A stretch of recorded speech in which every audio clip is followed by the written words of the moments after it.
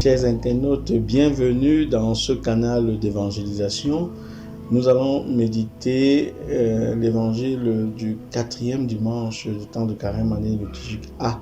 Nous ferons une lecture transversale avec la première lecture qui est tirée du premier livre de Samuel au chapitre 16.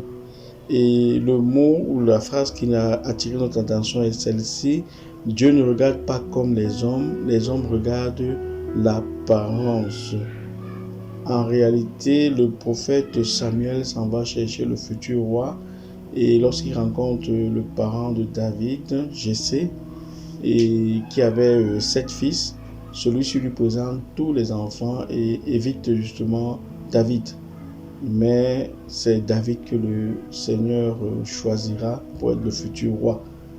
Lui, le parent de Jessé, et même Jessé par contre, et le prophète Samuel ont sous-estimé, ont mis d'une certaine manière David à l'écart à cause de son apparence. Et nous nous rendons compte que Dieu ne juge pas selon les apparences. Et dans l'évangile de ce jour, il est question d'une chose similaire, parce que les disciples de Jésus rencontrent un aveugle avec Jésus, et les disciples lui demandent: Rabbi, qui a péché pour qu'il soit né aveugle, lui ou ses parents? Oui, l'aveuglement, la cécité à l'époque était associé à un péché. Il était question du péché de celui qui est aveugle, ou alors de ses aïeux, c'est-à-dire de ses parents. Et Jésus va leur dire: ni lui, ni ses parents, mais c'est pour que les œuvres de Dieu se manifestent en lui. L'aveuglement, le fait d'être aveugle, la cécité, n'est pas une punition pour un péché ou une faute, mais l'occasion d'une révélation. Nous aussi, nous arrive de juger les gens sur les apparences, de regarder juste l'extérieur de la vie des gens et de les juger, sans connaître tous les efforts et toutes les blessures qu'ils portent en eux. Et aujourd'hui, à travers le psaume qui nous rappelle que le Seigneur est notre berger et rien ne saurait nous manquer.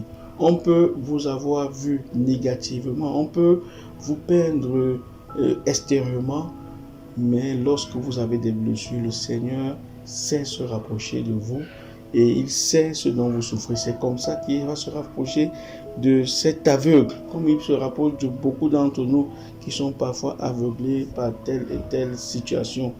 Et qu'est-ce qu'il va faire? Il va poser sur cet homme l'acte de création à la Genèse. À la Genèse au chapitre 2, verset 7, on dit: le Seigneur Dieu modéla l'homme avec de la poussière prise du sol. Il insuffla dans ses narines la laine de vie et l'homme devint un être vivant. Jésus fait ici un acte de création. Il apporte la lumière dans la vie de cet homme, dans la nuit de cet homme, on pourrait le dire ainsi. Il apporte l'homme, ses yeux s'ouvrent, il voit désormais, lui qui était aveuglé. Nous aussi, nous sommes très souvent aveuglés. Nous vivons une cécité parce que nous ne voyons pas nos fautes, nos péchés. Nous sommes très à l'aise à voir les péchés et les fautes des autres.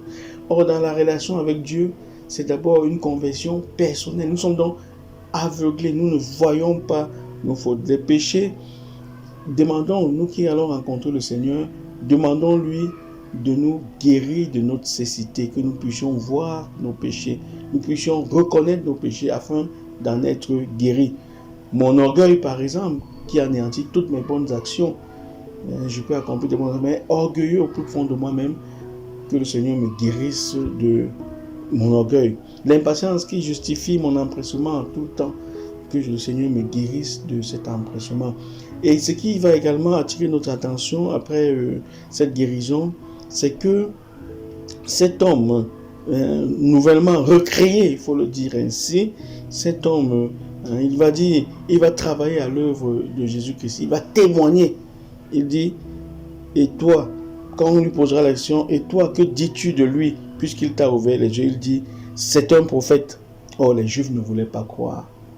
Il travaille à l'œuvre de Dieu. Il parle de ce qu'il a vécu. il devient un évangélisateur. Nous aussi, nous sommes appelés, nous chrétiens, nous croyants, nous qui avons rencontré le Christ, qui avons été guéris, nous sommes appelés à témoigner de ce que le Christ fait dans nos vies. Ne gardons pas ça pour nous. Cela permettra également aux autres peut-être d'être guéris de leur cécité. Quand ce dimanche, le Seigneur nous guérisse véritablement de nos aveuglements et qu'il nous aide à voir le regard que le Christ a eu pour cet aveugle, un regard de compassion, un regard d'amour, et que nous puissions au quotidien aider tous ceux et celles qui vivent dans l'obscurité du péché autour de nous. Que le Seigneur vous bénisse au nom du Père et du Fils et du Saint-Esprit.